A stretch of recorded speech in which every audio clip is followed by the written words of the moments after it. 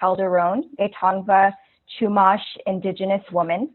Jessa is a mother, singer, songwriter, and is a part of the Poor People's Campaign Indigenous contingent.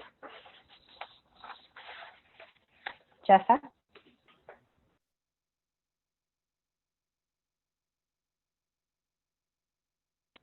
You're on with Jessa. You take yourself on mute. Can you hear me?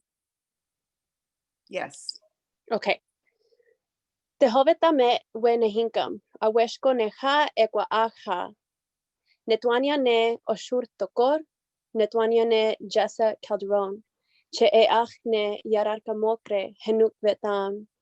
Tume, komi, ketame, paime, tokupar, ojor. Pokuro amok ahunar. Tehov kopoami. Hello, my friends and relations. Thank you for having me here today. It's good to be here amongst you all. I am entering and joining the space and bringing my ancestors with me from each direction, the north, the east, the south, the west, the sky, and the earth. I honor these ancestors with a song, and I pray that you have a good meeting, that you get things accomplished, and that you go well in a good way for the rest of the day. Wea heya, wea heya, wea heya, heya. Wea heya, wea heya, wea heya, heya. Yararka mokrehenuk vetam tu me komiketame paime. Yararka mokrehenuk vetam tu me komiketame paime. Wea heya, wea heya, wea heya, heya. Wea heya, wea heya, wea heya, heya. Yararka mokrehenuk vetam tu me komiketame paime. Yararka mokrehenuk vetam tu me komiketame paime. Wea heya, wea heya, wea heya, heya. Wea heya, wea heya, wea heya, heya. Yararka mokrehenuk vetam tu me komiketame paime. Yararka mokrehenuk vetam tu me komiketame paime. Thank you, and thank you for having me open space.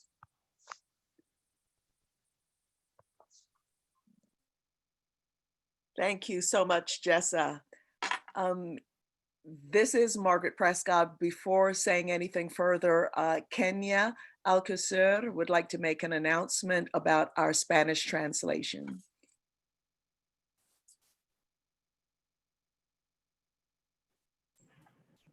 Buenas tardes, estamos aquí en este espacio que va a ser interpretado del inglés al español.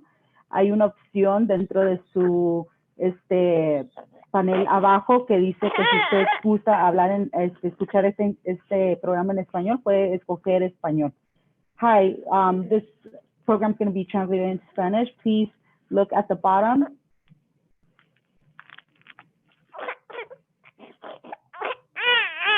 Let Jim know. Look at the bottom of the program and then you'll be able to hear it. I'm seeing text that I'm already interpreting.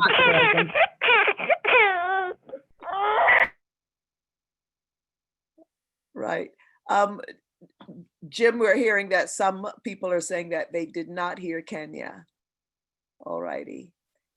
So the audio settings need to be checked to make sure that that's fine. If that's okay. We have a terrific behind the scenes team. This is Margaret Prescott, and I'm on the California Coordinating Committee of the Poor People's Campaign. We the organization that I represent in the Poor People's Campaign, the Global Women's Strike, Women of Color in the Global Women's Strike, and Every Mother is a Working Mother Network. We are partners to the National Poor People's Campaign, a national call for moral revival. I'll be helping move things along today, representing both the Los Angeles Steering Committee of the Poor People's Campaign, as well as the California Poor People's Campaign. We want to welcome all of you, and just to give you an idea of what we have an incredible program here for you. We will be seeing a video very, very shortly, which gives an overview of the Poor People's Campaign. And then we will go into the section of the program on 1968. We are so excited to have a civil rights icon and the man who organized the first Poor People's Campaign, Bernard Lafayette, who is waiting to speak with us. We also will have Richard Bray, another 1968 participant, who will be speaking first. We have poetry for you. Poets Ron Baca and Sabrine Adiba will be joining us. We've got some Poor People's Campaign music with soloist Virginia Hollis Davidson. And then we have people giving testimony from the Homeless Union, an LA rent striker, a campaigner for water rights in Detroit. And of course, we have our keynote speaker. We're waiting for her to join us now. So welcome. And on that note, let us go right to the video. At some point, hopefully we will be able to announce. We had, by the way, over 1,100 people register in just a few days. And we know people are still joining the call, but as of right now, we're up to and moving very, very quickly to 400 people who are part of the town hall. We are asking all of you to also please put in your name and email address in the chat. The chat will be open throughout the town hall, and we would be happy to know who you are and where you are. Thank you. Let's go to our video now.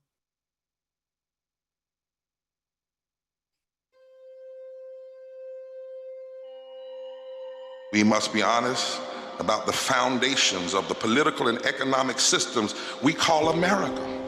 I love America because of her potential, but I know that America will never even get close to being a more perfect nation until we are honest about the politics of rejection. I want to tell you about some of the leaders who are building the Poor People's Campaign. Callie Greer, from Selma, Alabama, who had to bury her daughter, Venus, because she didn't have health care. I'm here today to share my daughter Venus's story. Venus discovered a small lump in her breast and she wasn't insured. Venus had to be approved for every prescription and every piece of medical equipment that she needed. I'm standing here today in solidarity with the Poor People's Campaign, because no one should have to bury their child in America because they don't have health care insurance. I'm 46 years old. I've lived in poverty here in West Virginia every day of my life. And I'm working. I am working poor with a bachelor's degree. I'm doing the best I can with what I have. I'm a second-generation fast food worker, and I've experienced the cycle of poverty firsthand. Growing up, I watched my mother endure long hours of back-breaking labor, doing everything she could to feed me and my sisters. My employer barely pays me enough to pay rent and utilities, let alone with the medical expenses with my mother. I worked 41 years in the coal mines. I have black lung, and it's just unfathomable what these poor coal miners have to go through in order to get what they have worked for and deserve. I'm a Vietnam veteran. My only chance of going to college was joining the Army. It was one thing to know that you didn't have water and you couldn't afford your water.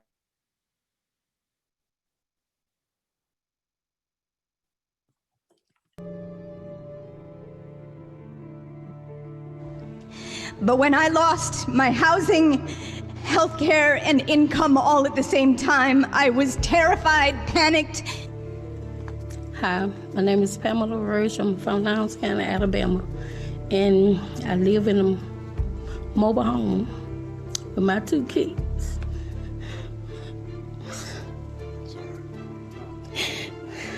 And I got raw sewage. I don't have no money on power.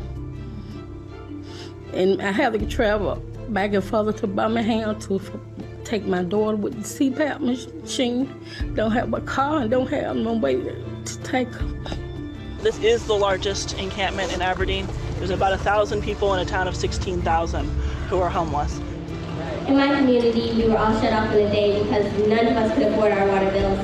In the past, my family wasn't able to afford electricity in the winter. It was very hard on all of us. This wall, this is sin of the highest order. When there are 38 million poor children, when 60% of African Americans are poor, when 65% of Latinx are poor, when 40% of Asians are poor, when there are 67 million poor white people, we must say, this is not right.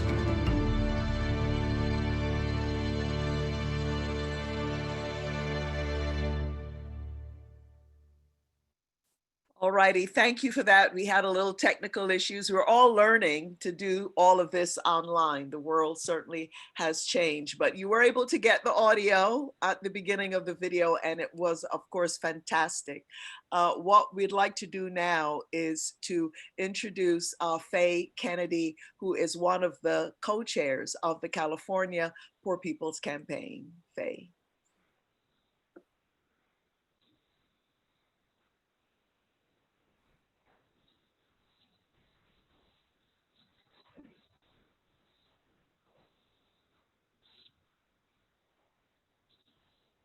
You're on mute, Faye. Thank you very much for joining us. This video gave you an overview of the campaign. Now you will have an opportunity to go back in history and see Dr. King introducing the concept of the Poor People's Campaign to a small group of people. Thank you very much, and take it away, Jim.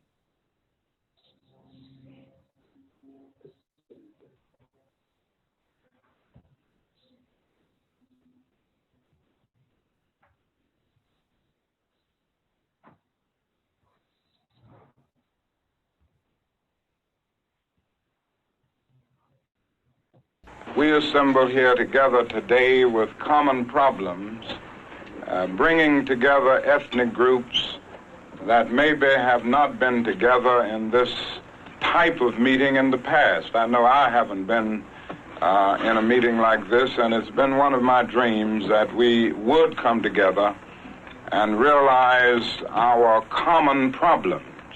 Power for poor people will really mean having the ability, the togetherness, the assertiveness, and the aggressiveness to make the power structure of this nation say yes when they may be desirous of saying no. We assemble here together.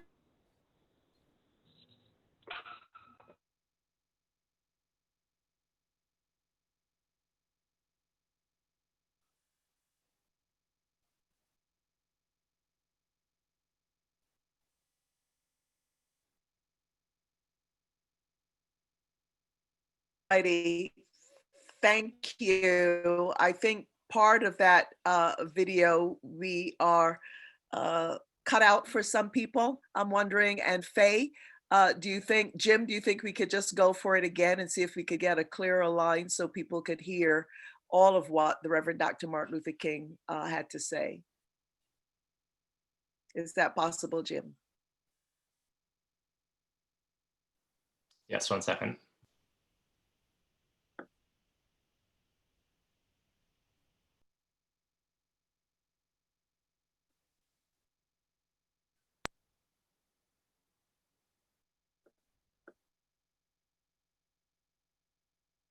We assemble here together today with common problems, bringing together ethnic groups that maybe have not been together in this type of meeting in the past. I know I haven't been in a meeting like this, and it's been one of my dreams that we would come together and realize our common problems. Power for poor people will really mean having the ability, the togetherness, the assertiveness, and the aggressiveness to make the power structure of this nation say yes when they may be desirous of saying no. All righty.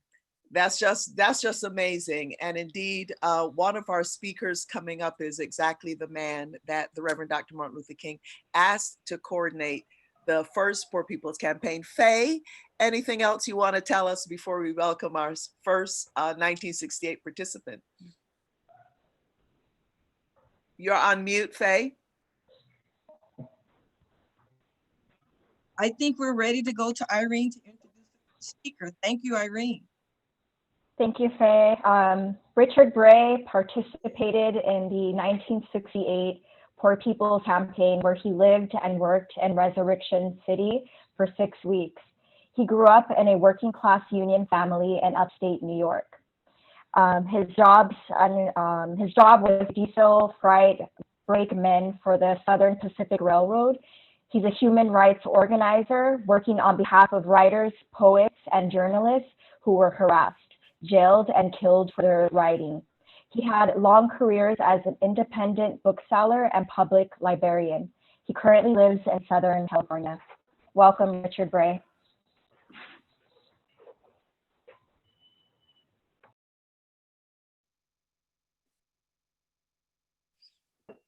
Thank you very much. Hi, everybody. I first heard about the planned 1968 Poor People's Campaign as a student at San Francisco State College. And then Martin Luther King was assassinated. And I knew I had to go. I'd been blessed to have grown up in upstate New York and then in Southern California with good friends of various ethnicities, primarily Black, white, Mexican, and Asian. My older sister had been somewhat of a beatnik and had got me involved in civil rights work. My folks were working class. My dad was, was a union electrician, and they had taught me how important it was to defend the underdog. It seemed like this belief in social justice, although we didn't call it that back then, was in my DNA. And then Martin Luther King was assassinated, and I had to respond. One of my roommates and I dropped out of school and began a crazy trip across the South, eventually ending up in Resurrection City at the Poor People's Campaign. What made it especially crazy was that since we were close to broke, we decided to hitchhike across the country, going through the Southwest and then the Deep South to Atlanta, where we volunteered at the Southern Christian Leadership Conference headquarters, and then on to Resurrection City. On the way, one evening, we found ourselves hitching through Demopolis, Alabama, and not having much luck getting a ride. It was getting dark. We asked the gas station attendant if it was okay to unpack our sleeping bags and stay overnight in the field behind the station. We thought we were still in California, I guess. He responded that we'd be arrested and thrown out in jail, but if he called the sheriff, they'd instead put us up in the jail and we'd have wake up to a special breakfast of eggs and grits cooked by the sheriff's wife. Oh boy. But it didn't seem like we had much of a choice. On the way to the police station, the sheriff turned around and yelled, "You boys, civil rights workers?" We blurted out, "No way," while shaking in our pants. He then began bragging about the race history and makeup of Demopolis and how several years back, they had arrested a bunch of civil rights workers, threw them in jail, and then proceeded to pull their fingernails out with pliers. And how they had no more trouble from them after that. This and several other experiences opened our eyes to the hatred and brutality that was so often prevalent on a daily basis, especially in the Deep South, yet most of the time was rarely reported in the media.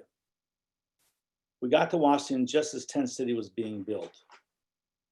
We were assigned an area where there was plywood and tools ready to build our own new home for what it turned out would be the following 6 weeks.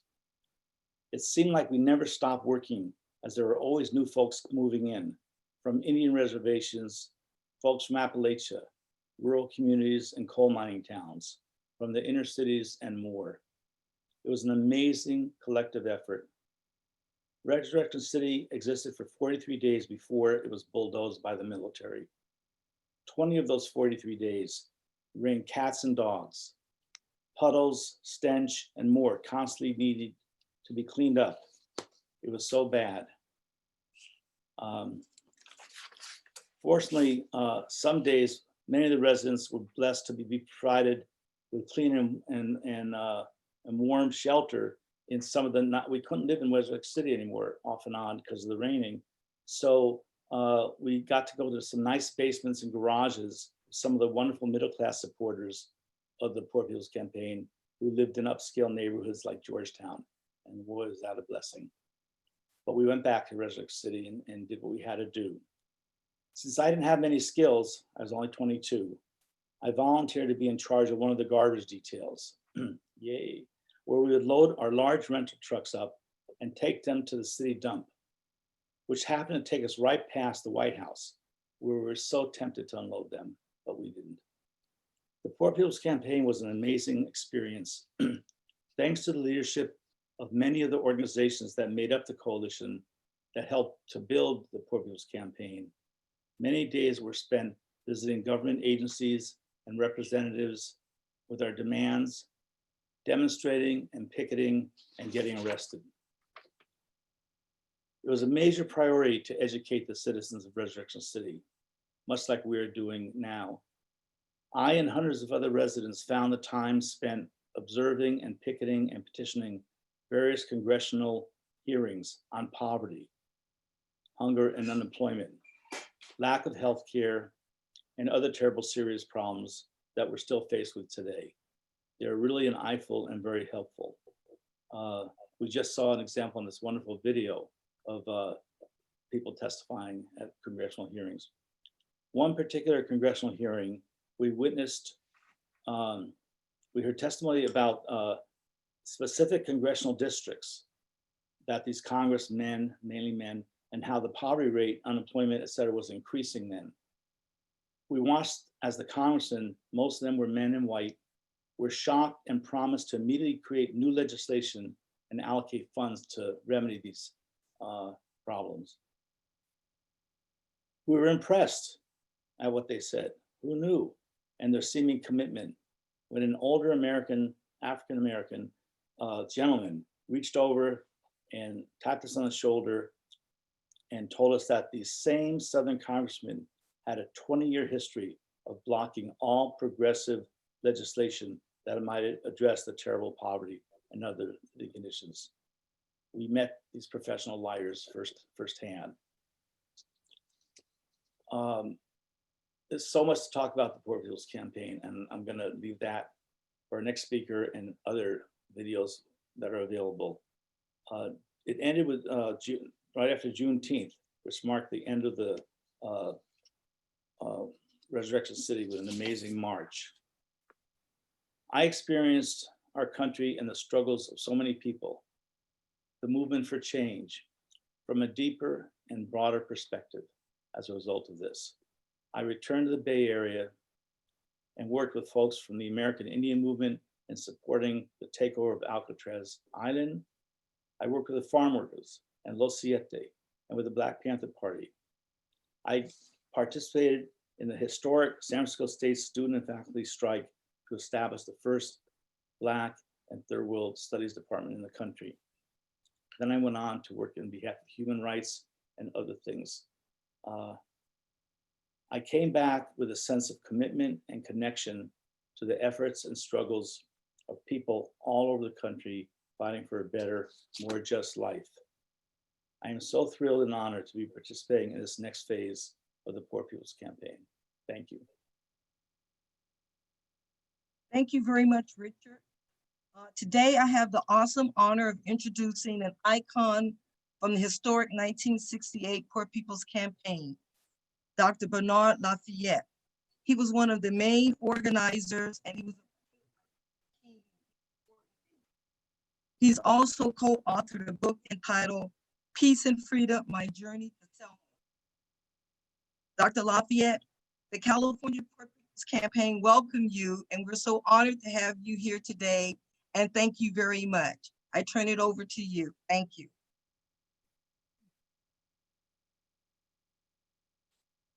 Bernard is on mute.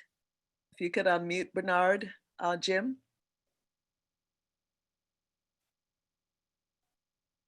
Can we unmute him?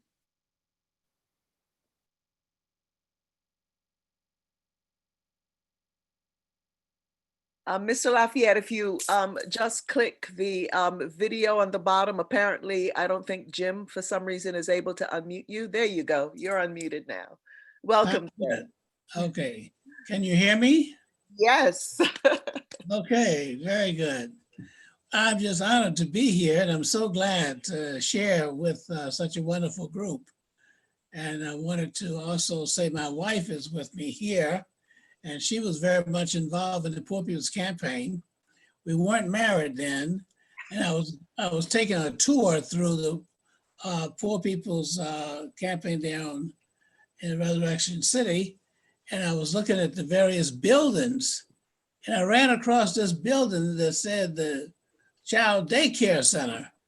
My wife was in daycare, you know, in Boston, other places. Kate Lafayette now. She was Kate Bulls. And there was the Coretta Scott King Daycare Center. And she had gotten some daycare workers together, and they had put together a center for the children of the parents who had come in to testify before Congress. And so they had to have some place for the children. And she had on her own had prepared for this daycare center. I was very impressed. So a lot of people, like our previous speaker, on their own as individuals, find ways of contributing to make this a successful campaign. And that's the thing that makes the difference between a movement rather than just simply, you know, a protest or whatever. And that is people find ways in which they can make their individual contribution. And that happened all over in 1968. Well, Martin Luther King recruited me actually from Chicago, and he insisted that I would come down to join SCLC staff in Atlanta. And I was working for the American Friends Service Committee, Quakers, and had a very good job, you know, good retirement and all sorts of benefits. But he said that I needed to come down. So I said, okay. So when I got down there, he made me the head of the staff, administrative, you know, staff. And so I had to supervise all of these people. You know who I had to supervise? Hosea Williams, which a lot of people know from SCLC. James Bevel, I was a supervisor, okay. And I just laugh when I say this. Another one I had to supervise was, Jesse Jackson, okay. And he'll tell you I was a supervisor, okay. So I was left after Martin Luther King was assassinated. We had to go on our own. We had to have a funeral, and we had to finish the sanitation workers strike in Memphis. And then we had to mount this Poor People's Campaign, which was Martin Luther King's idea, without him. Now, what he told me when I walked out of the hotel in Lorraine Hotel in Memphis that morning of April 4th, he said, now I want you to go ahead and get started in Washington, D.C., and I'll be along later. And I said, okay. And he said, the other thing is our next movement is going to be to internationalize and institutionalize nonviolence. And that was my calling. And that's what I've been doing for the last 50 years all over the world. But he said he would be along later in Washington. Well, we finished the Poor People's Campaign, and it was quite a challenge. A lot of details I have not been able to share with a lot of people. But one of the things I was very proud of is the different roles that people played in the Poor People's Campaign. For an example, in addition to the Coretta Scott King, daycare center, Attorney Marion Wright Edelman was the one that helped to interpret the poor people's testimony before the congressional committees. She was a lawyer, and she listened to their testimony, and then she put the testimony in legal terms so it could be put in legislation. And you will be surprised at the legislation that came out of the Poor People's Campaign. It's not well publicized and documented, but it was great. And it was Marion Wright Edelman, and because I wanted to make sure she, her work was appreciated, and it's very important. That made the difference in terms of the legislation that was passed. Now, we had to deal with a lot of different issues, but the main thing that was important for Martin Luther King and the Poor People's Campaign, that there was poor people. And I remember having this conversation with him in the boardroom in Atlanta. I said, now, Dr. King, we're saying poor people, and of course, we not only have, Black people who are poor, what about the Hispanics? He said, yes, we want to get them. So I had to go out and find Cesar Chavez and Corky Gonzalez, okay? And that's right, I went and recruited them, okay? And we got them together. And then I said, what about the Native Americans? He said, they're poor, aren't they? And, the Vietnam War was going on, and a lot of the Native Americans, it was the highest rate of, casualties among the Native Americans, because they were just smaller in terms of numbers. And I was able to find Russell Means and Dennis Banks. Yes, and I had an incident with that in the Wounded Knee. And if you're interested, I'll tell you about that later. But so far as the Poor People's Campaign, we were able to bring the issue of poverty among the different ethnic groups. And then I asked Martin Luther King, I said, well, what about the white people? He said, they're poor, aren't they? I said, yes. So we had to go and find out where we could find poor white folk. Who were the leaders of the poor white folk? You know who led the poor white folk. And that's what I had to deal with. Yes, you're looking at somebody who negotiated, with them, right? And we were able to get them to come and participate in the Poor People's Campaign. And when people have their issues, if we can relate to them and include them, that's the thing that's so beautiful about what you're doing. You have such a large number of different ethnic groups involved, because the poor has no color. The poor has no money and no hope. And they have nothing in many cases. That's no way to live your life. You don't live that long anyway. And here we got to be dealing with all these kind of issues and things. Now, the most important thing I feel that we have to make sure that we do not neglect, and that is building youth leadership. it's no coincidence that SNCC, Ella Baker, was the one that organized SNCC. That's why I was in Shaw University, okay, in Raleigh, North Carolina. Ella Baker, women. And see, that's the thing that gives me hope and confidence. And I know we're going to succeed in this movement because we have women who are taking leadership. I was absolutely surprised to see all those women elected officers when they keep coming up, mayor of this, governor of that, and representative. I just felt so excited because it was my grandmother who taught me how to organize and mobilize. And Martin Luther King picked that up. Because I asked Andrew Young, about 10 years ago, I said, why did Martin Luther King put me as head of the Poor People's Campaign? Okay.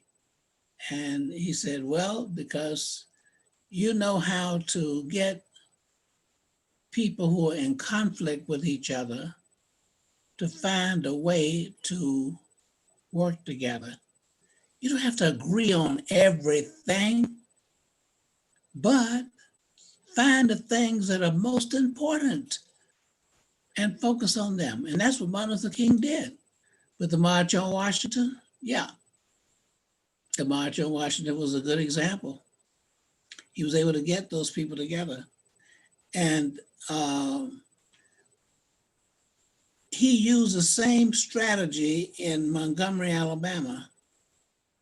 And this is the thing that I'm concerned about, that our youth leaders would learn how to mobilize and organize and build coalitions with each other. The content is there. All we have to do is put it together. Right. Thank you so much. I mean, that's just amazing. Mr. Bernard Lafayette, what a piece of history. And you've given us our marching orders in terms of how we have to move forward. Thank you so very much for taking the time to be with us today. We really appreciate you, Bernard Lafayette. And I was quite struck when you said that it was your grandmother who taught you about organizing. And we certainly know with the building of the first Poor People's Campaign, Mr. Lafayette, you will remember very well that impoverished women from the National Welfare Rights Organization was very integral with that. Remember that? And we went around the country speaking and also told Dr. King, look, you got to listen to us as well. So right. We appreciate you. And we want to thank your wife. We're not seeing her on the screen, but we know that she's in charge of it. She's right here. I'm right here with him. Yeah, right You're right. Well, let's see Here you. I am. Yes, so good to be here. So very much. I'm proud of what you're doing. You're the power behind the man. Right. That's what I do. Any man who wants to live a long time must do what his wife tells him to do. If you want to have an early funeral, then, ignore her. Very good. Thank you there. And I'd now like to also ask if the registration link for next Saturday's amazing mobilization that will be happening with the Reverend Dr. William Barber and the Reverend Liz Theo Harris for our mass virtual Poor People's Assembly. Please put that link up there, and you could actually, if you have not yet registered, you could use this moment to go to that link at www.poorpeoplescampaign.org June 2020 to register. I would also like to ask that the link for donations can be put up on the screen, because as you all know, this kind of work that we're doing, it does take funding, and we're certainly not getting funding from the present administration. This is a movement, and we have the obligation ourselves to make sure that our movement moves forward. So please get that donation link up so that people could also make a donation. And again, an honor and a privilege, Mr. Bernard Lafayette.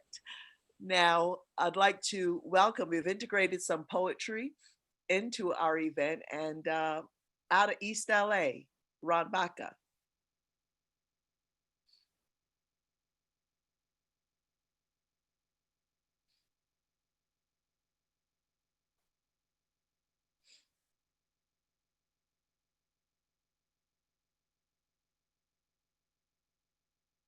Okay, see Ron's name up. I'm not seeing Ron on screen yet. I'm not sure if he's on mute, if his sound is on.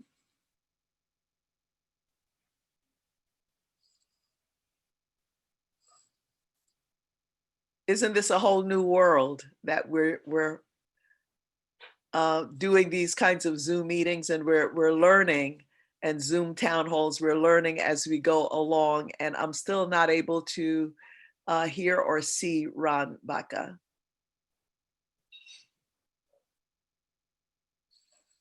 While we are waiting for Ron, Jim, is it possible also to bring up our next presenter after Ron, which will be Shannon Rivers? If we're able to get Shannon on, we can go to him and perhaps come back to Ron.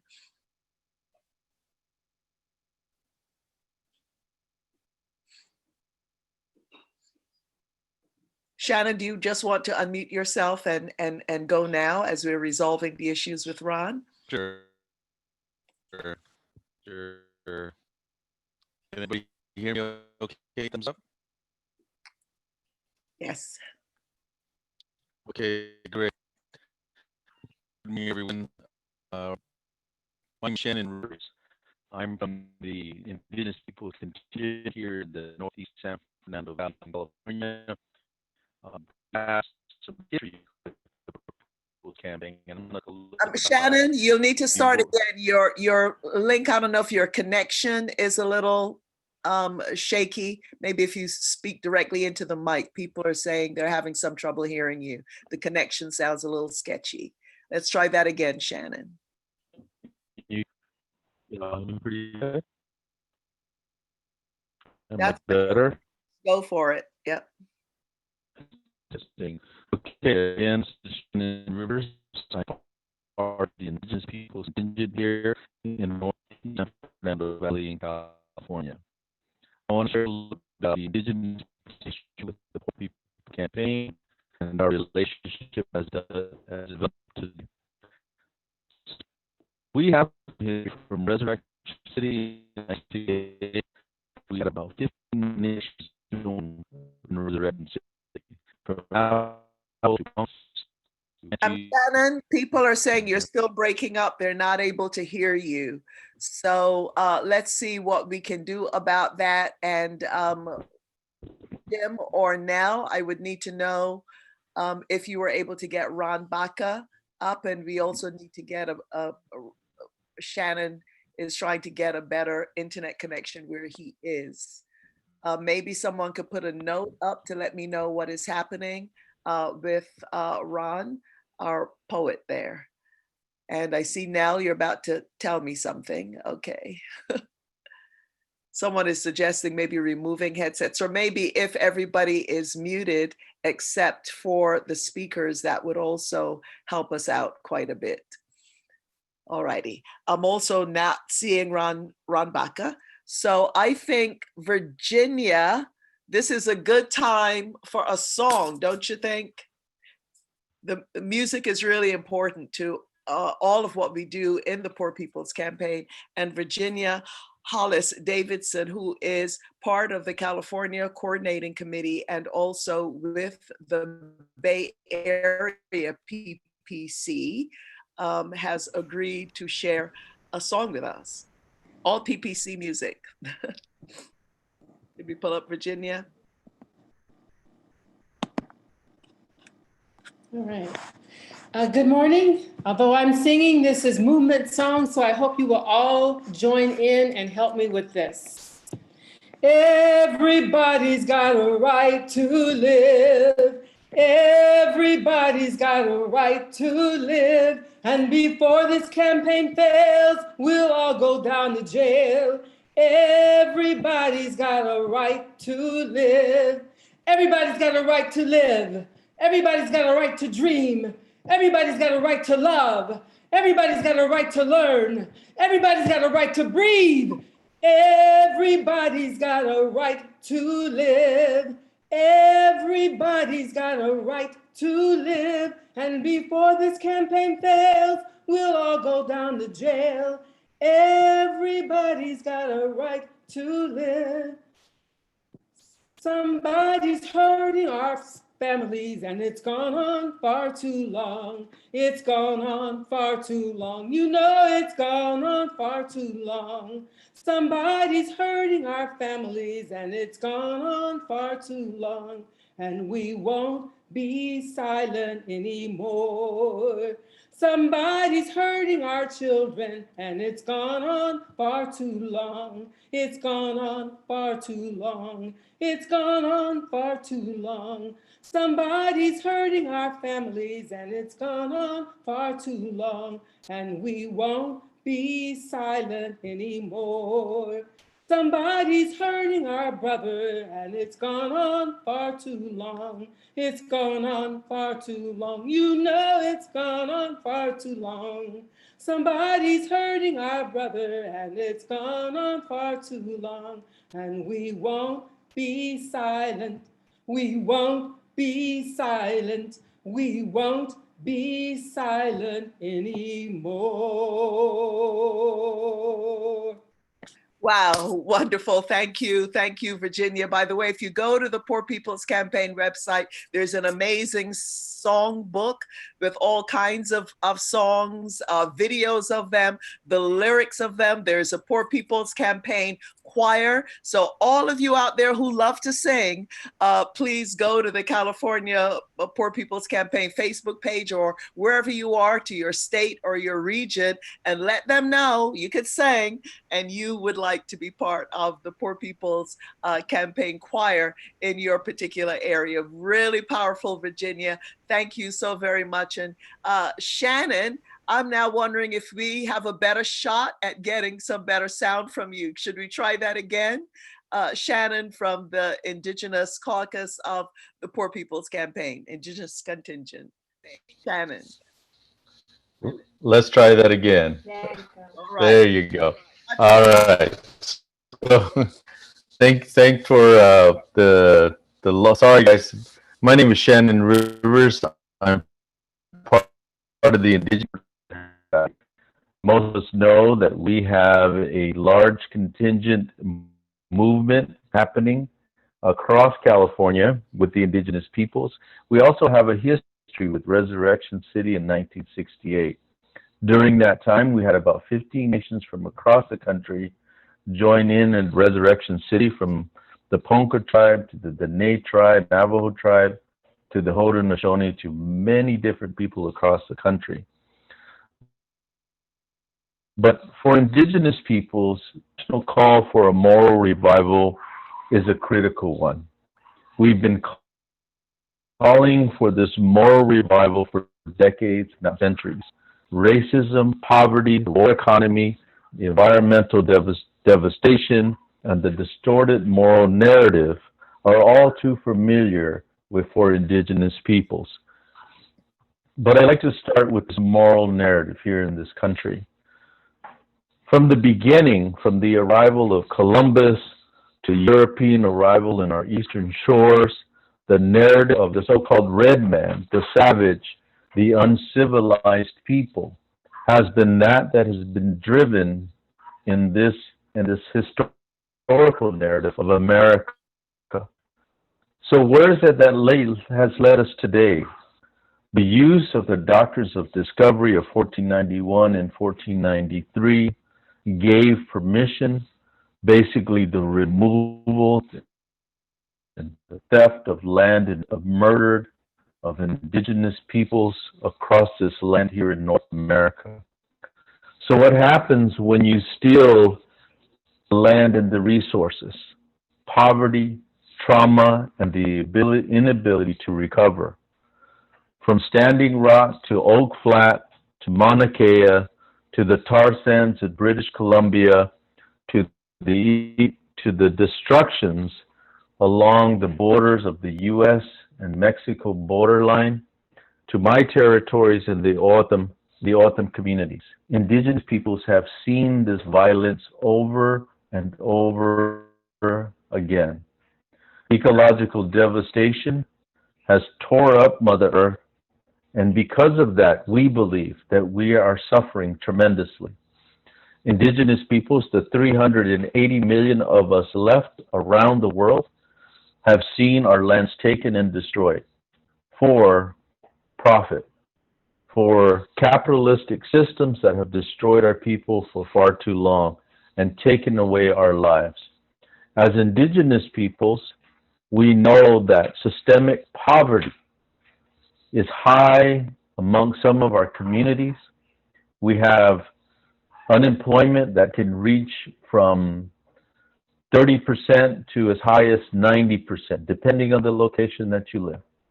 We know that health disparities are the biggest cause of some of our major problems throughout our country, throughout our community. We know that education is lacking all across India country. In one case, with regards to COVID-19 and the recent impacts of COVID-19, the National Indian Health Board just noted yesterday or a couple of days ago in a report that the urban Indian centers are reporting that 64% of Native people that come into their facilities across the country, 64% test positive of COVID. Now, what does that mean?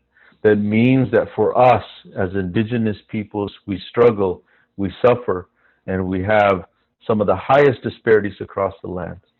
With regards to the recent shooting of George Floyd and the killing of African American men, we understand that the killing of people of color and the systemic racism and the moral narrative that has been displayed in this country is so devastating to us, from our African American relatives to our Native people.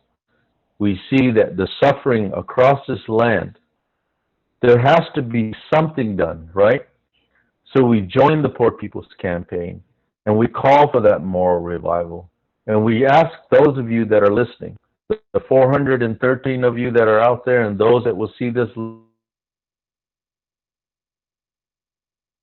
later, we ask that you listen and you try to understand the basic call that we have, the basic call out of a moral narrative that must be changed, that poverty must be eliminated, and we can do it. Education must be the most crucial part of what we're doing today, that we educate one another, black, brown, white, that we educate each other and understand that we are in this together, that as Indigenous peoples, we have the blueprint on how to survive on Mother Earth. So thank you so much for hearing us, and we look forward to June 2020 and the national call for moral revival. We ask that all of you participate in this call. Thank you very much for having me.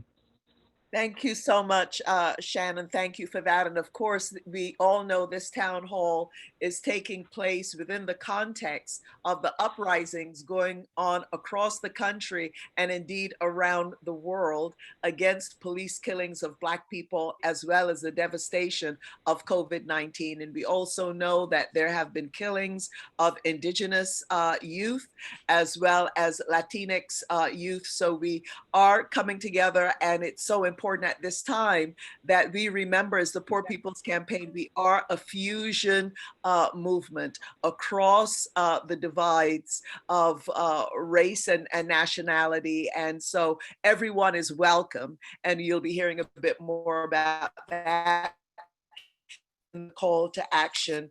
What we'd like to do now is to welcome Tom Grody, who is with the Los Angeles Steering Committee of the Poor People's Campaign. Tom, hello, welcome. Oh, hi, my name's Tom Grody, and I'm part of the Los Angeles Steering Committee. And it's my honor to introduce to you folks who will be offering us their testimony. A major purpose of the Poor People's Campaign, a national call for moral revival, is to create platforms to help amplify the voices of impacted folks, those with lived experience, and how they see us coming together in unity. Their struggles and insights are moving all of us forward. So we are going to hear from 3 different folks, and I have the pleasure of introducing Alicia Kuhl with the Homeless Union, followed by Anna Karen Alcazar, part of a Los Angeles rent strike since April, followed by Nicole Hill from Detroit who will be sharing about the right to water. And so Ms. Cool, if you could start us off, please. Sure, thank you. Can everybody hear me? Yes. Okay, great. My name is Alicia Cool. I am president of the Santa Cruz Homeless Union and an officer of our California Statewide Organizing Council and the National Union of the Homeless. I am a homeless mother of 3, living with them and family members in my RV in the city of Santa Cruz. When we say everybody has a right to live, that includes the thousands of poor people who are unable to afford traditional housing. Our union represents those people.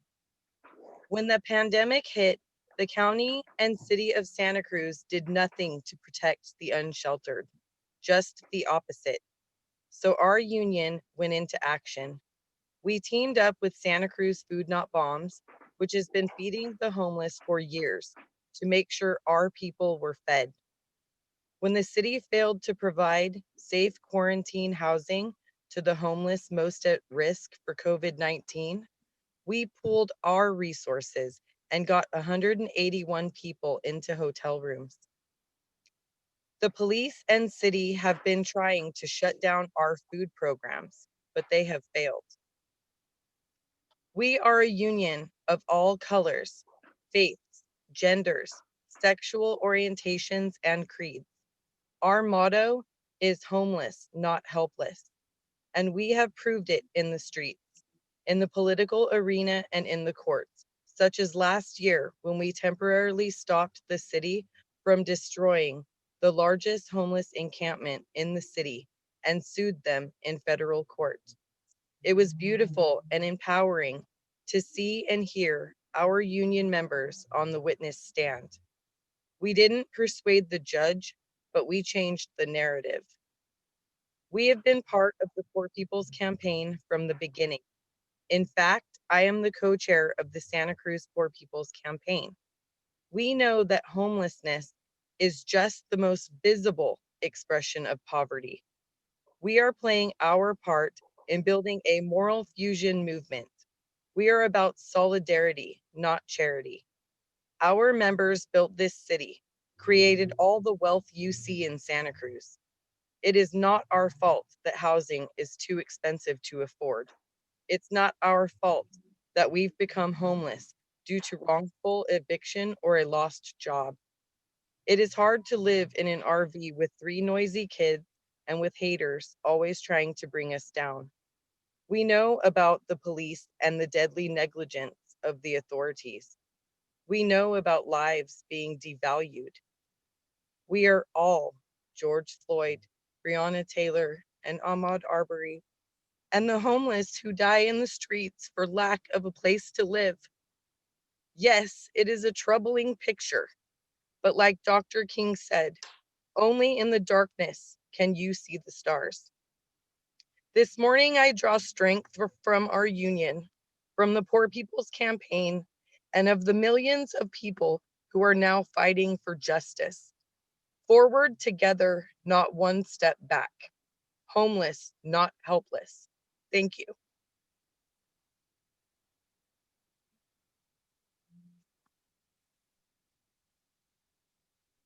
Thank you, Alicia. I think so moving. Anna Karen.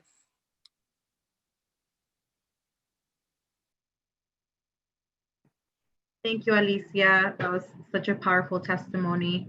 Hi, everyone. My name is Ana Karen, and I currently live in Boyle Heights, Los Angeles, on Tongva land. I'm currently unemployed and have been on rent strike since April. I am part of Unión de Vecinos and the Los Angeles Tenants Union, LATU, Eastside Local, and here proudly representing our local, which is made up of hundreds of working poor families who are organizing together for a world where housing is a human right. As part of the rent strike, I am part of a countywide effort to cancel rent. There's currently a countywide eviction moratorium in Los Angeles that gives temporary protections for tenants who cannot pay because of this health and economic crisis. But there's no real economic relief for when the county lifts the stay-at-home order. And some of us who are not working cannot go back to work because we are sick, or no longer have jobs to go back to, or do go back to work but cannot afford the sudden rent increase. Since going on rent strike in April, I have now accumulated close to $5,000 in debt and back rent that as the currently unemployed person, I simply cannot pay. I am not alone in this. There are millions across the nation that cannot pay rent and are facing the threat of losing their homes in the midst of a global pandemic, where we are all trying to survive, right? And we are demanding a rent strike and a cancellation in rent because the burden of this unsustainable economic system should not fall on the poor. This pandemic that we are all attempting to survive should not mean that we are pushed into further insecurity when it comes to food, housing, and the basic needs that we need to survive. This moment is making it clear to thousands and millions around the globe, and this nation specifically, that we need systems that work for the people and that are not profit motivated. The reason why I'm also part of the Poor People's Campaign is because we understand, right, being here in Boyle Heights as a working class and immigrant communities, we're heavily impacted by not only rent insecurity, right, and housing insecurity, but by so many intersections that work against us. Here in Southern California, we're impacted by gentrification, high rents, where long-term community members are being pushed into homelessness and into more rural parts of Southern California, where people also suffer from lack of transportation, unemployment, and impoverishment. Boyle Heights, where I currently live, has always lacked resources, and the lack of investment in our schools, parks, and community safety nets is systemic. At the same time, we see an obscene amount of investment in policing and criminalizing of our communities.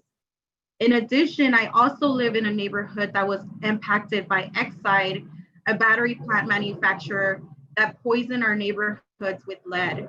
My neighborhood, specifically here in Boyle Heights, has the highest levels of lead contamination. Actually, an independent study, 50 baby teeth were collected from 43 children within a 1.7 mile radius of the Exide Technologies plant in Vernon, and they all tested positive for lead. That lead poisoning has impacted the health of children in my community, and that there has been no concerted effort on behalf of local government or the state to address this health impact by a private corporation. Our Latu Loco has been actively engaging in discussions regarding the Black Lives Matter movement. We have had discussions of the role of police in our neighborhoods and came to the conclusion that the same police that murders Black people with impunity is the same police that evicts us from our homes and our communities, criminalizes our survival, and the same police that puts our loved ones in cages and transfers our loved ones to ICE custody to be deported. As we continue our fight to cancel rent, we push for a world where housing is guaranteed as a human right. We also join Black Lives Matter in their demand to defund the police, and for City Council here in Los Angeles and the mayor to adopt the people's budget, a budget put together by Angelinos that prioritizes community care over cops. The last thing I'll say, that this is why we are part of the Poor People's Campaign, because we understand that all these interlocking injustices needs to be challenged together, not separately. We are proud to be part of the Poor People's Campaign. We believe another world is possible. We join in solidarity with all poor people of this nation to ensure everybody's right to live and thrive. Thank you. Thank you so much. Okay, Nicole.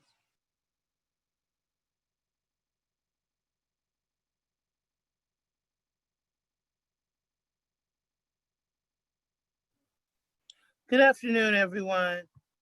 My name is Nicole Hill, and I am an impacted resident and social justice water warrior from Detroit, Michigan, via New Orleans. And today I want to talk about the issues surrounding water insecurity in Detroit. It began in earnest in 2014 when we were one of the first cities to ever file bankruptcy. And at this time, we had been taken over by emergency management, which is something that has been going on across this nation in primarily people of color dominated cities, where an emergency manager comes in and has the power to overtake the city council's decision-making process and make decisions for the entire city without having to be held accountable to anyone. So during that time, the emergency manager decided that bankruptcy was the best option. And to do that, they needed to make all of the assets owned by the city viable in the bankruptcy. At that time, they proceeded to take the water department, which we are one of the only cities that owns their water department versus it being owned by the county. And to make it viable, they decided to shut off in upwards of 250,000 people in our city who were behind or more than 60 days behind or more than $150 past due on their water bills without any consideration into what the circumstances these people were going through that may have had an impact on that. So due to that, we, Michigan Welfare Rights Organization, which I'm a member of, as well as the People's Water Board, which was partially founded by Michigan Welfare Rights, started fighting against this injustice in our city. What we found was that we weren't getting the support we needed at the state or the federal level, despite the United Nations coming in and declaring this a direct human rights violation. Nothing was done by our mayor or our then governor, Rick Snyder. We fast forward to now, and even though some people have been restored, others have just fled the city because if they're homeowners and they can't afford to pay their water bill because they're in poverty, it goes onto their property taxes and they lose their homes. So we fast forward now and we see that in the midst of this huge pandemic, we still have thousands of people who live without water every day in our city, posing an even greater risk. It is why Michigan has remained one of the hotspot states during this COVID epidemic.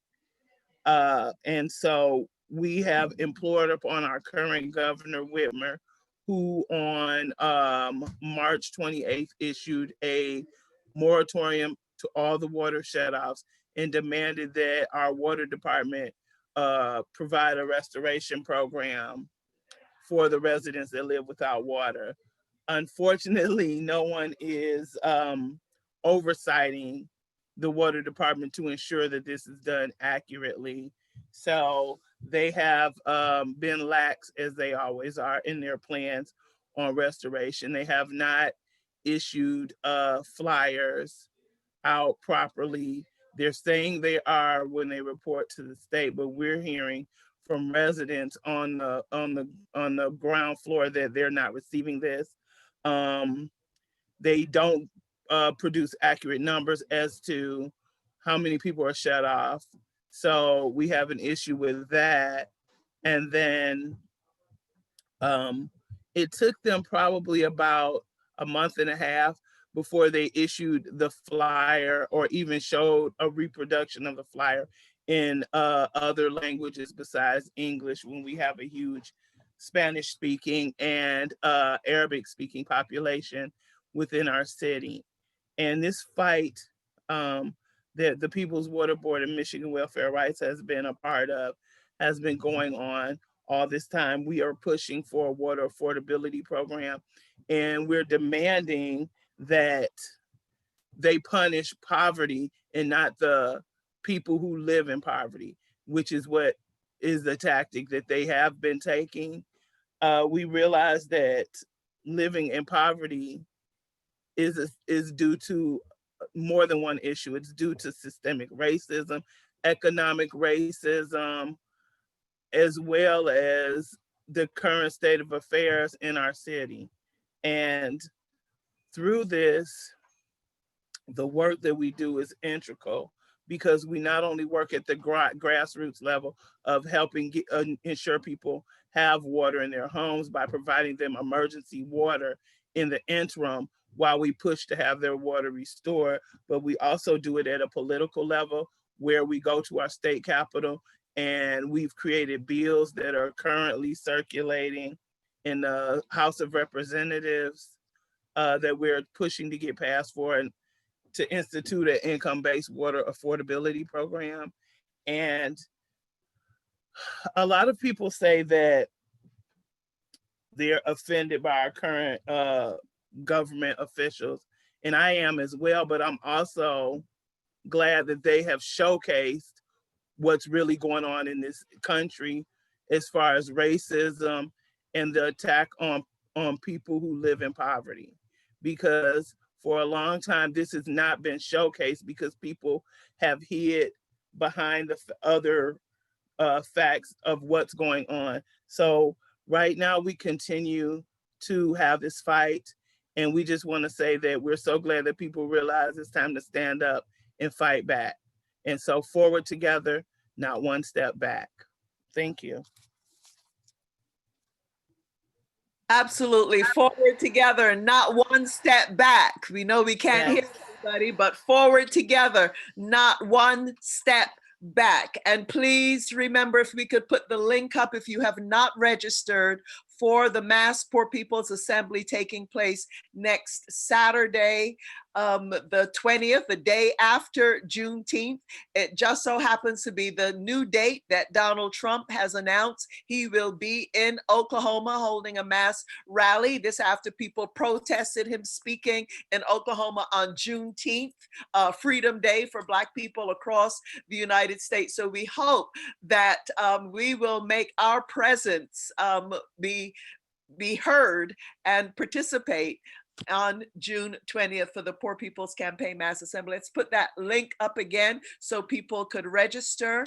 For those of you on the East Coast, that will be at 10 in the morning for a 2-hour program. For those of us on the West Coast, that's 7 in the morning. And of course, for those of you who are Central Time, that would be 9 in the morning, and it will be repeated again later in the day on Saturday. We'll give those details and put those up in the chat as well on Sunday, the 21st. On that note, we're shifting our program just a little because we had some trouble with our poet out of East LA. So before we bring the wonderful Virginia Hollis Davis on again for another song, and then we're so anxious to get to our keynote speaker, the Reverend Liz Theo-Harris is there. She's listening and ready to address us. So let us go now to Ron Baca, poet out of East LA. Hi, Margaret. Hi, everyone. I'm very happy and excited to be a part of the Poor People's Campaign, June 2020 and beyond. My name is Ron Baca. I grew up in Boyle Heights community of East Los Angeles. And the single most event that got me involved in the movement was the August 29th, 1970 National Chicano Moratorium against the war in Vietnam. The poem I would like to read was inspired by a young man named Ochari, who lost his life as a victim of gun violence. Ochari's poetry is what inspired me to write this poem in his memory. This is for Ochari, a man-child. There are revolutionaries among us who open doors quietly while babies sleep, who knock down walls while entire neighborhoods sleep, through the sound of jackhammers, backhoes, cement mixers, through the buzz and toil of work crews, tunneling beneath 100 yards of city streets. There are those among us who polish words smooth as river stones, who run the office, deliver the mail, work the fields and factories, who educate and inspire learning among children and youth to reflect their belief in progress. Dead words reflect dead deeds. Who will step forward to educate, organize, mobilize, inspire, create, to dare to change the whole of society? Our youth want more, demand more, deserve more knowledge, more work, more hope, more food, more housing, more love, more care and understanding, and respect. Not cruelty, not less opportunity, not fewer words of encouragement. Who will come forward? Who will do new things in new ways? Who will explore new ways of solving old problems of class struggle, of national identity and the land question, of race relations and equality, of the rights of women of all classes and all nationalities for equality? Who will develop new varieties of rare flowers that will blossom and radiate beauty, inspiring love and compassion as our movement blossoms and matures, as we determine our future and the future of our children, our nation, our land, quietly, smooth as river stones, determined, disciplined as work crews, with hands of steel, scholarly. There are those among us with flowers held in calloused hands, with hearts full of love, whose ideals and beliefs reflect life's best hope, who inspire new work, new science to cure and heal and soothe and mend our bodies and bring comfort and peace to our human spirit. Those who inspire new art, new poetry, new ways of struggle, who give life to the movement, whose life and work inspires people to move others. This is how we honor those who came before us and their life, their work, their dreams, love and peace. Thank you so much, Ron Baca. It's so great to hear these uplifting words. I mean, our message, the message of the Poor People's Campaign, the fusion approach as we come together to end poverty, racism, to dismantle really the war economy and environmental devastation, and also shifting the moral narrative in this country. We see that happening right now. And Ron, you have posed the question of who will do this. And I think we're seeing that response right now on the street, but also with all of the participants in this seminar. Thank you so much. Before we bring on the Reverend Liz Theo-Harris, and she will be introduced by one of the young activists in the Poor People's Campaign in Los Angeles, Lauren Hill. Virginia Hollis Davidson, can we have another song, please? Thank you.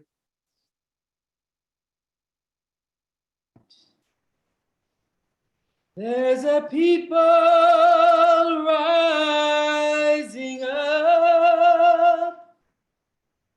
There's a people rising up.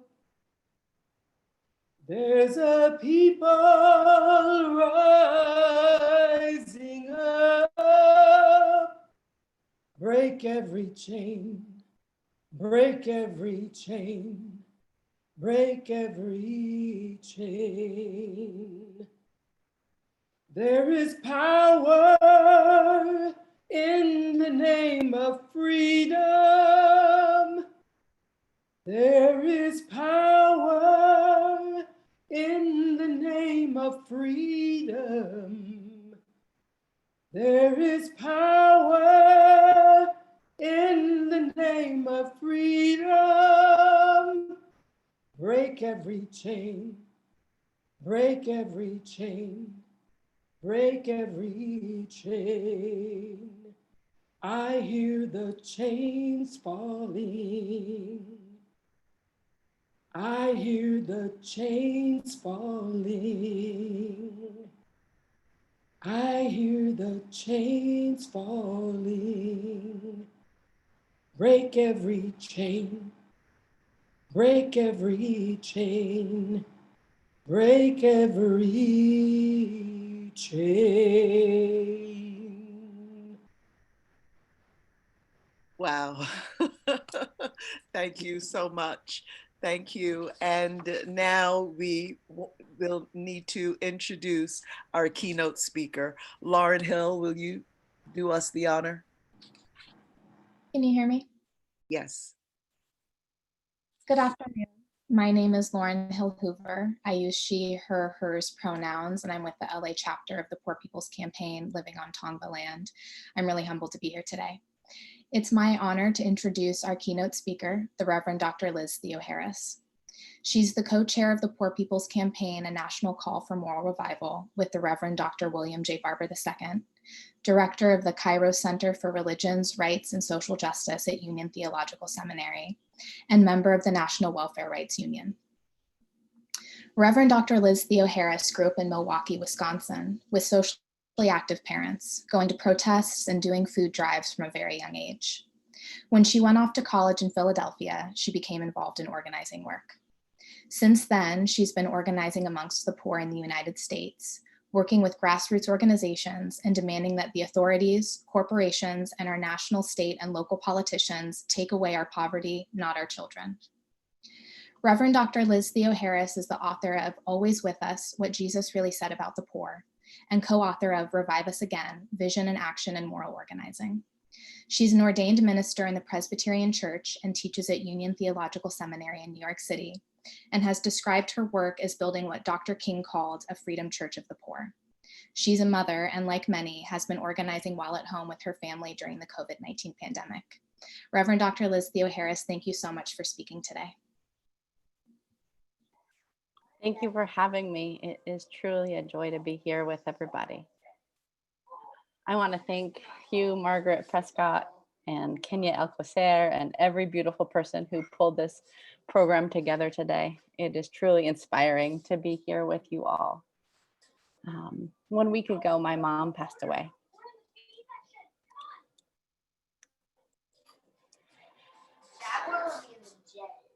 I believe the angels summoned her to spread her stubborn spirit of resistance in this moment of holy uprising. And I truly feel her spirit with us today in this program. As we all know, and as we've heard more today, these are dark and dangerous days. There's racist police violence, more than 110,000 dead from COVID-19, poverty and homelessness steepening and spreading. Unemployment is officially at 44 million, higher than during the Great Depression.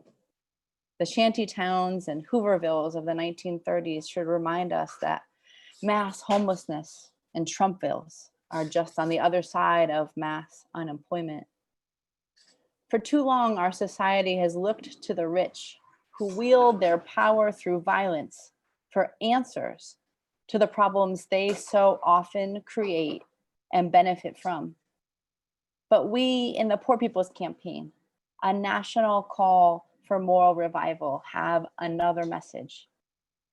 It's follow the leadership of those who were living in a depression before COVID-19 hit, who are organized in more than 40 states across the country long before this current crisis, who have been protesting injustice and policy violence for many, many years and will continue until we all are free.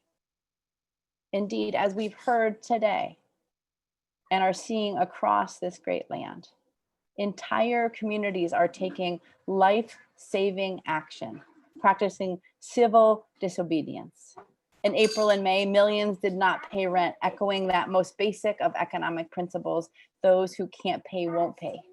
In Minneapolis and hundreds of towns and hundreds of cities across the country, protesters are taking what they need to survive, resisting a death-dealing racist society. The numbers of the homeless union are growing every day. Low-wage workers in mass numbers are walking out. It is the collective action that poor people, that those most impacted by injustice take together in a broad fusion movement with people from all walks of life. That is the only thing that can bring about a moral revolution of values and improve life for the better for the poor and for everyone. From abolition to the industrial union movement of the 1930s, to the civil rights movement, from the Underground Railroad to the unemployment councils to freedom rides, people on the receiving end of injustice did not wait to be saved, but took heroic action born out of necessity. Today, there is a freedom railroad rumbling underground and above ground all around us. It has stops in the towns and cities that are winning policy victories as people proclaim, we can't breathe and we won't be silent until Black lives matter.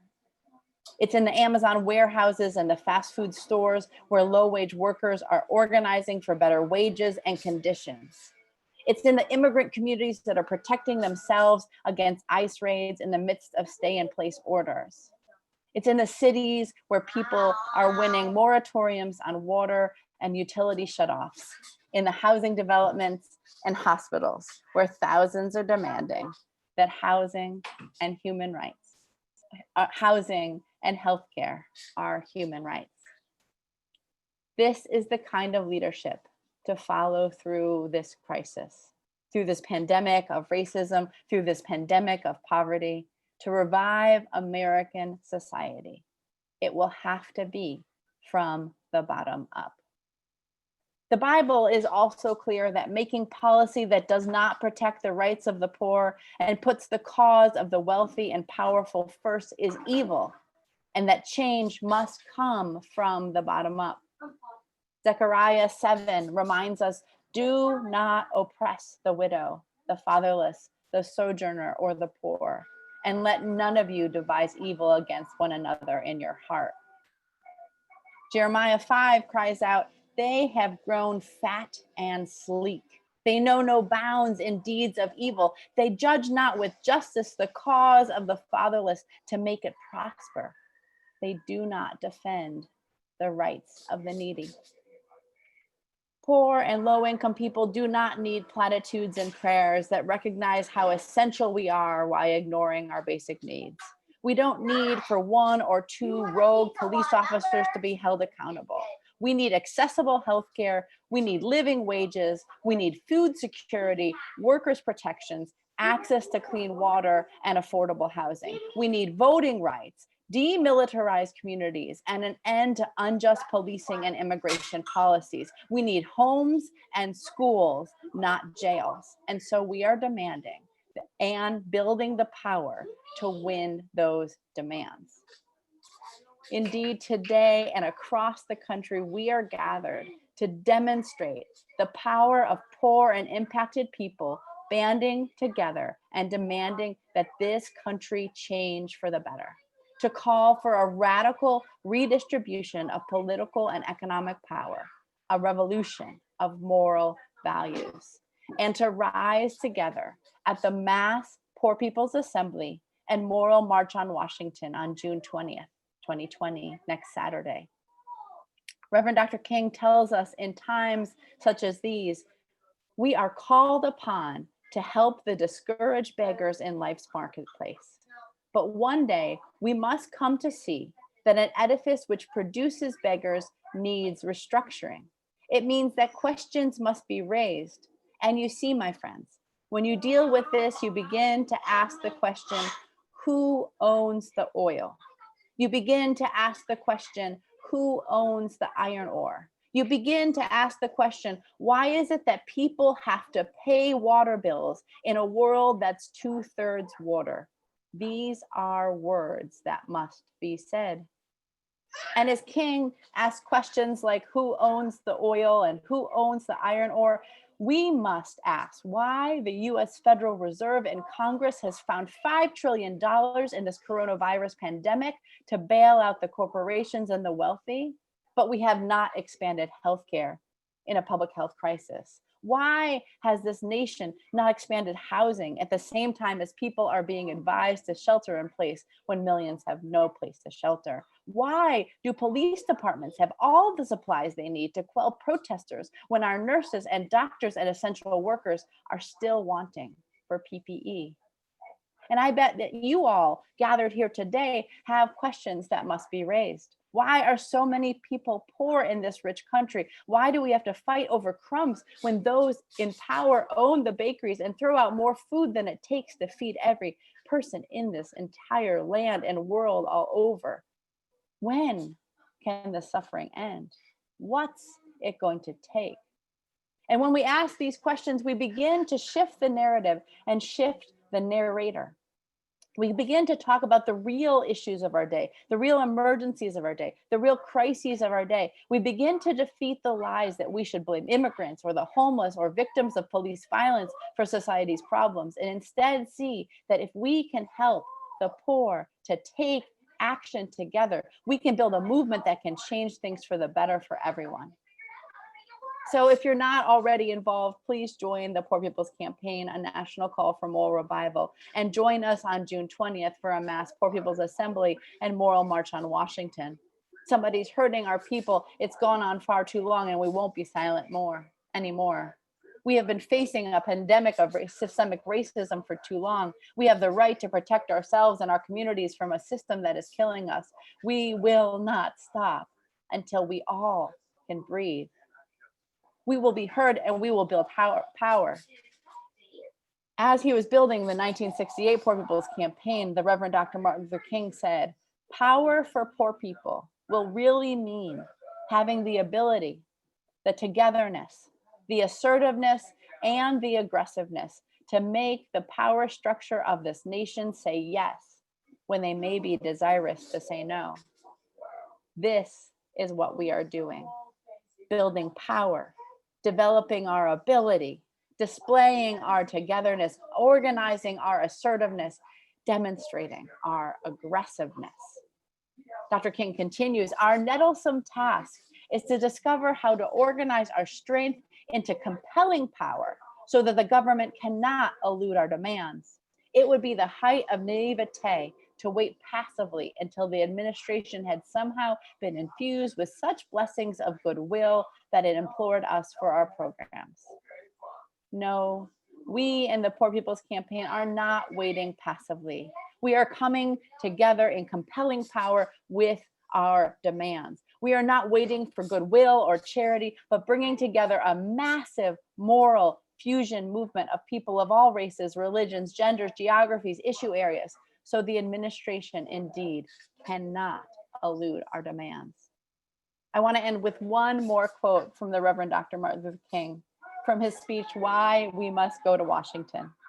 And while we are not physically going to Washington, D.C. next Saturday, Washington, D.C., here we come with our voices, with our tweets, with our calls, with our demands, with our power. Dr. King said, "By the thousands we will move.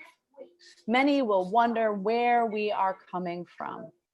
Our only answer will be that we are coming up out of great trials and tribulation. Some of us will come from Mississippi, some of us will come from Cleveland, but we all will be coming from the same conditions. We will be seeking a city whose builder and maker is God. And if we will do this, we will be able to turn this nation upside down and right side up. We may just be able to speed up the day when people everywhere will respect the dignity and worth of human personality, and all will cry out, 'We are children of God.'" Thank you so much, and please join us next week. Oh, thank you so much, the Reverend Liz Theo Harris. And yes, indeed, I will be there. And not only people across the United States, Reverend Liz, you will share with Bishop Barber as well, but people around the world. We know that our sisters and brothers in London, England are going to be participating. Our sisters and brothers in Thailand, in some parts of Indonesia, in Haiti, in Peru, and other parts of the world will be participating, because we know that poverty, ending poverty, is a priority for us and a problem around the world. So thank you so much for taking time from a crazy hectic schedule with your children at home. And we also want to share our sympathy and our deep feeling for you on the loss of your mother. There is nothing like losing a mother. So we appreciate you taking the time to be with us today and for everything that you're doing to bring this fusion movement together. Such a vital, important movement, central movement going on right now. Thank you, the Reverend Dr. Liz Theo-Harris. Thank you so much. And again, we are putting up the registration for next Saturday's event. Those of you on the West Coast, starting at 7 in the morning for the 2-hour program. It will be repeated again at 3 in the afternoon, West Coast time, but you can adapt those times for those of you who are on this call, who are on Central time and also East Coast time. We need as many people as possible registering. If you have not yet registered, the link is on the chat. If you're not able to get the link live, please just jot it down and be sure that your registration happens. We are close now to the end of our program. What we'd like to do, there are 3 things left. One, we'll have a grandmother who's also a poet, do a short poem for us. We are involving our artivist community in this campaign for the Poor People's Campaign. And then we have a call to action. And finally, a video, including from the Reverend Dr. William Barber about June 2020. And of course, our ending prayers. Let us go now and welcome Sabrine Adiba. I am so blessed to be here. Hello, my name is Sabrine Adiba. I am a poet and a grandmother living in Los Angeles, whose granddaughter was unjustly removed from me by the Department of Children and Family Services. This poem is dedicated to all families whose children were taken from them because they are poor or immigrants. The title is Kidnapping by Deception. Kidnapping by deception for material gain, dividing poor families, a colonial game, stealing our babies, deleting cultural names. Greed don't justify oppressive pain. Unified regimes is what a strong army needs. Stop closing your eyes while our dynasty bleeds. Stop sitting on your hands waiting on politicians to fill old demands. Child Protective Services sitting behind desks, spitting slippery lies, feeding Jim Crow, breaking tribal ties. Prose too salty? Catch you unaware? Kidnapping by deception is a treacherous snare. Ashe. Wow. Thank you so very much, Sabrine Adiba. I would now like to welcome and bring up on camera Felipe Cáceres, Nancy Berlin, and we will do the final call for action. I will join them at the very end. And then we will go to our prayers with the Reverend Beth Johnson and the Reverend Eddie Anderson, both with the Poor People's Campaign. And then we'll hear a brief call to action from Reverend Barber and others about the June 20th, 2020. So Felipe and Nancy Berlin, are you up with us? Yes, thank you, Margaret. Nancy, why don't we start with you? Great. My name is Nancy Berlin. I'm with the Los Angeles Steering Committee of the Poor People's Campaign, where I represent Alexandria House, a transitional residence and supportive community for homeless women and children. And first, before we get into the call to action, I want to do some thank yous. This was truly a collective effort. That was the only way we could have put this on. And we'd like to thank those who made it happen.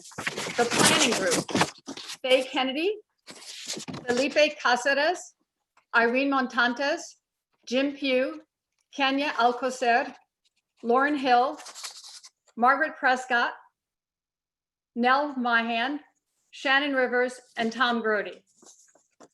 And the interpreters, the amazing interpreters, our ASL interpreters, Jennifer Mantle and Derek Kenyon. Kenya Alcocer, who's doing the Spanish language translation and interpretation from Unión de Vecinos.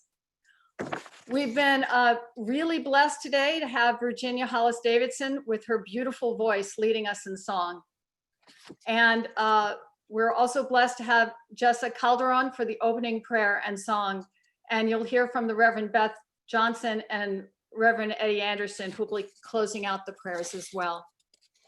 And of course, all of our speakers and poets who've moved us so deeply today, as well as we want to do a special thank you to the co-chairs of the National Poor People's Campaign, the Reverend Dr. Liz Theo-Harris, who you heard from so powerfully a moment ago, and the Reverend Dr. William J. Barber II, who many of you already know. Finally, a special shout out to Nell and Jim, who held down all the technical back end stuff that kept us all going through this. And of course, thanks to all of you out there for joining us today. And now that you're so inspired, I know that you all want to join the Poor People's Campaign and you want to sign up for next Saturday, June 2020. You want to do it right now if you haven't done it already, right this very second. And but there are a couple specifics. We've said it a couple times. We just want to reinforce it. It is really easy to do this. It's a 2-hour program that'll be broadcast next Saturday, June 20th. It starts at 10 a.m. Eastern time, which is 7 a.m. out here on the West Coast. So for those of you who aren't on the East Coast, or maybe don't get up early, or maybe you have to feed your kids and get them dressed first, and you can't join at 7 a.m. Out here, it will be rebroadcast at 6 p.m. Eastern time, which is 3 p.m. out on the West Coast, completely doable.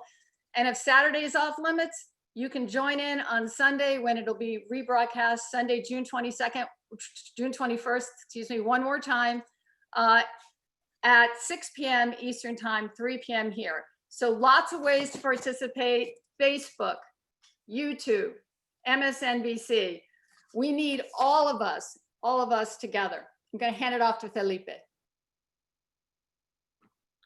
Thank you, Nancy. Again, my name is Felipe Cáceres, and I'm on the coordinating committee here with the Poor People's Campaign in California.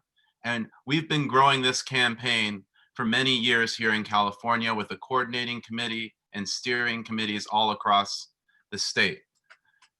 These coordinating committees came together last year in order to call with our co-chairs, Reverend Liz and the Reverend Barber, for a national March on Washington and Poor People's Assembly on June 20th, 2020.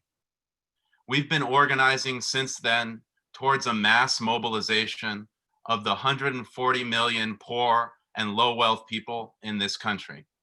Then a pandemic occurred in the form of COVID-19 that disproportionately impacted the poor in this country, and especially the Black community. Our campaign then, of course, organized a Stay at Home, Stay Alive, and Don't Believe the Lies campaign for working people to make sure that they stood at home and stood alive in this pandemic. And then in the midst of a pandemic, another crisis occurred and our campaign reacted. When the police killings of Black people across this country became a fever pitch and crisis with the video of George Floyd, our campaign was ready because we knew that on June 20th, 2020, systemic racism, poverty, the war economy, and ecological devastation, and this distorted moral narrative that we've created in this country is coming down with the beginning of a massive digital gathering. So I want to invite everyone again to june2020.org to register for the movement, because this is the beginning.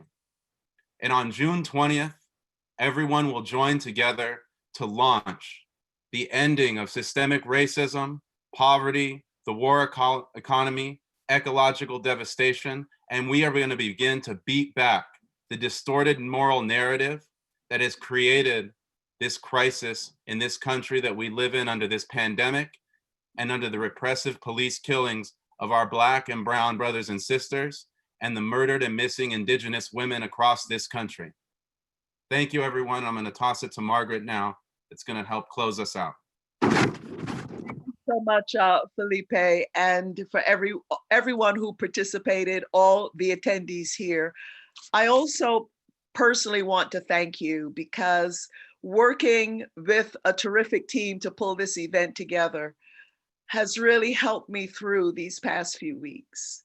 There are likely many of you who are listening right now who, like me, have been having a really difficult time, from a lump in our throat to tears as we remember seeing on screen a murder of George Floyd, of remembering Ahmaud Arbery, who was chased down and assassinated by white supremacist vigilantes, of Breonna Taylor, a young woman who wanted to be a nurse, who was shot, killed by the police as she lay in her bed, to all of the videos that are now emerging of our children being killed, and of young people of color knowing that our skin is the sin, and the worry that each time our children leave our homes, what could happen to them? What could happen to us?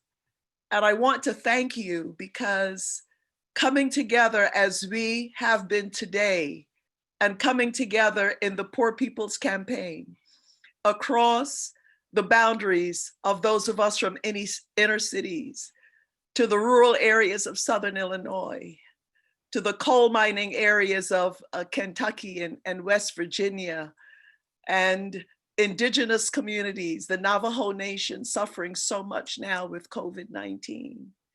And all of the caregivers who are the front line, the first front line, the unwaged caregivers in the home who are caring for people and those who are protecting the environment.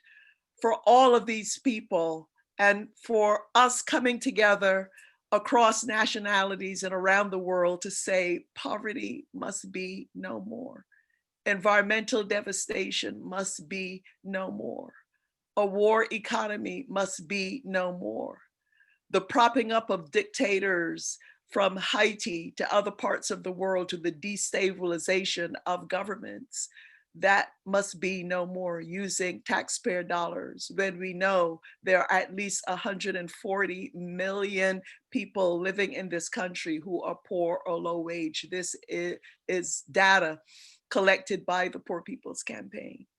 So as we wrap up today, and as we move forward to next Saturday, June 2020, let not today be the end of us coming together, those of us who are part of this town hall today. But let it be a continuation. Let it be a moving forward together. Let it be about coming together because our lives are at stake, particularly those of us with the least. And I'm thinking of my sisters and brothers in Haiti today. The peasants of Haiti sent a message to those of us in the United States of solidarity and saying that they stand with us and that we also have to remember them. So as we are on the street, as we build this fusion movement across the United States and in other parts of the world, remembering that we need each other. We need each and every one of you. So if right now you are in a region where there is a Poor People's Campaign, please go to the Poor People's Campaign national website, go to your state's Facebook page, find out who the people are in your area. And you know what? If there are not people in the region where you are right now organizing for next Saturday or moving forward to the Poor People's Campaign, get some folks together. Go on our website, contact our statewide co-chairs and let them know so that we can begin and continue to build and broaden this movement. And remember, as Indigenous people tell us, we are not doing this work only for ourselves, but we're doing it for the next 7 generations. So we say, not one step back. Somebody is hurting our people, and we won't be silent anymore. And we mean that. So again, thank you for being with us.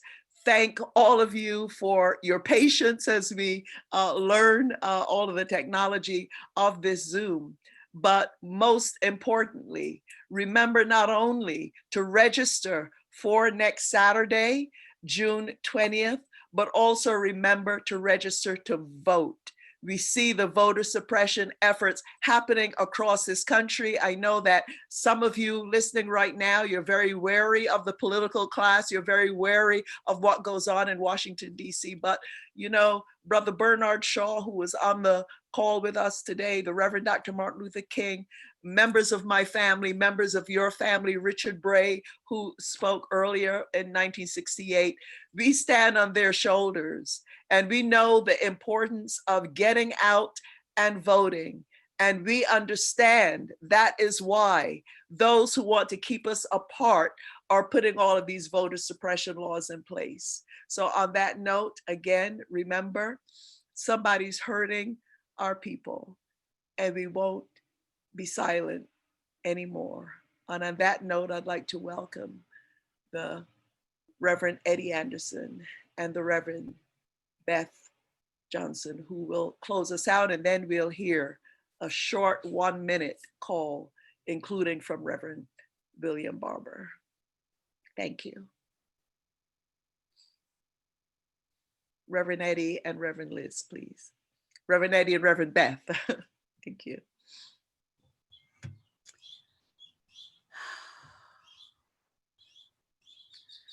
Hello, beloved ones. I am rarely speechless, but I want to tell you how moved I am by this town hall. Thank you for everyone who's brought it together.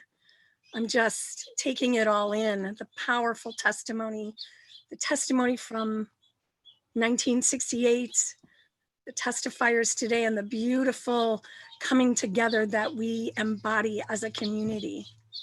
I am so proud and pleased to be part of the California Poor People's Campaign.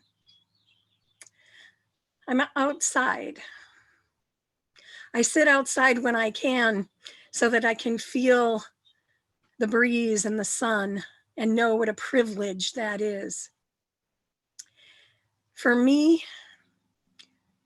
prayer is breath. Prayer is breathing. So I'd like to invite you to breathe with me. Wherever you are,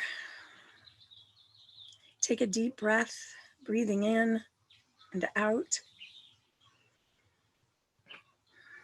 Taking in all that we've heard this morning, all the ways that we've been inspired, challenged, charged, challenged and charged, breathing that all in.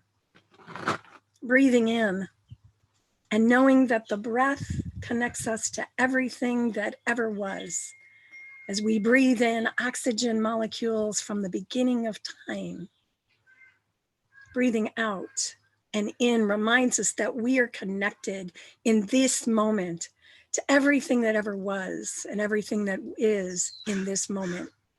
Connecting us to one another across space and time, connecting us to all who would breathe in this struggle, to breathe life into this nation.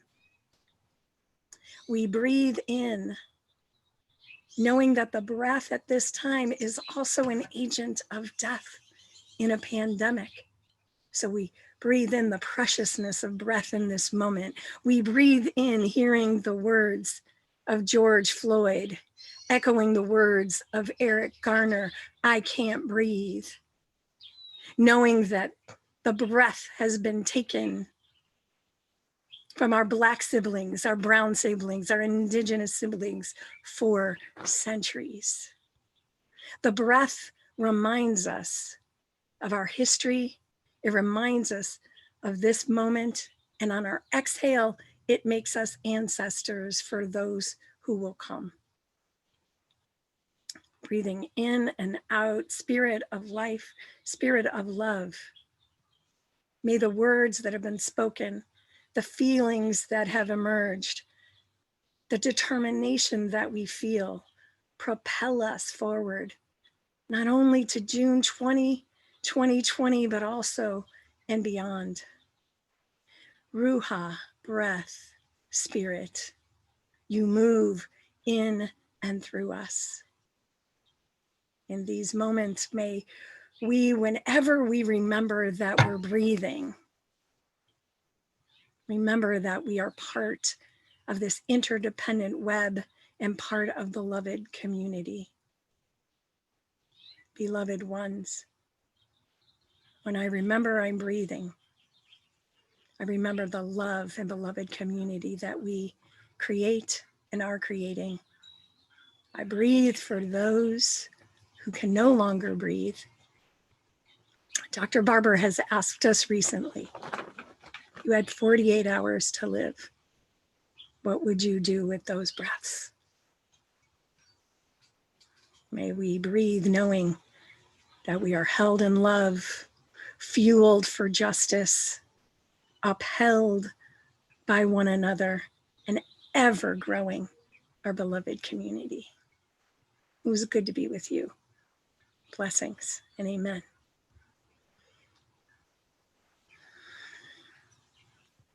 Reverend Beth, thank you for that wonderful prayer. I'd like to just say on behalf of all of the California Coordinating Committee, again, thank you for joining this call, as well as on behalf of all the co-chairs, Kenya, Faye, Anthony, and myself. My prayer, I'll pray with my eyes open because we are all moving forward with our eyes clearly seeing the wounds of this nation. And so my prayer is that in 1968, it's reported that Dr. King said that our house was on fire, that he feared he was integrating his people into a burning house. And the truth is the house has been on fire since 1492. It continued to be on fire in 1619, and the fire continues to rage. And it's caused us where we have heard the cry from George Floyd from the fire saying, I can't breathe. And so my prayer is that God would breathe on us because we cannot breathe because COVID-19 has taken over 100,000 lives and a lot of them have been Black. That God breathe on us because we cannot breathe because we still cannot make a living wage in our country. That God breathe on us because in California, we are the golden state, but have not followed the golden rule and continue to see homelessness and houselessness rise in our state and around our country. That God breathes on us. And that when God breathes on us, that we are given the strength to use our breath to declare that everybody has the right to live, to use our breath and declare that housing is a human right, to use our breath and declare that women matter in our country, to use our breath to declare that Black lives matter in our nation, to use our breath and declare that all trans lives and queer lives matter in our nation, to use our breath and declare that God, we will breathe a new breath into our democracy, a place where all of us have the right to live, a place where all of us have the right to abolish poverty, a place where all of us no longer wonder how we will make our paycheck and our rent, but that we will make it because we know that God is with us. God, we need you to breathe on us. We need your spirit to revive us again, revive our morals, revive our priorities. May we be the change and angelic troublemakers that this nation needs at this time. In your many names we do pray, but I pray in the name of Jesus, a colored man who was lynched on a tree and rose in power. Amen.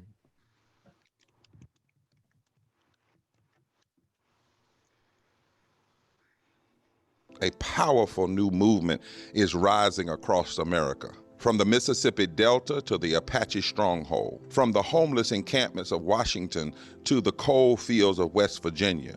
We are the 140 million poor and low-wealth people in this country, and we are building the Poor People's Campaign, a national call for moral revival.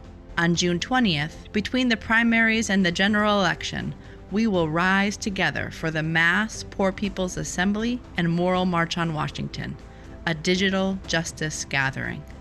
Our nation is at a historic crossroads. There are those who say big change isn't necessary or possible, that we are powerless to make our lives better. But history teaches us that it is exactly in times like these that people from all walks of life must build a broad and deep movement from the bottom up. On June 20th, we will come together to lift the voices and faces of poverty in the midst of pandemic for a massive, historic online gathering that will embolden us, strengthen us, and prepare us to fight for the kind of society we know we so badly need and deserve. Rise with us. Visit june2020.org.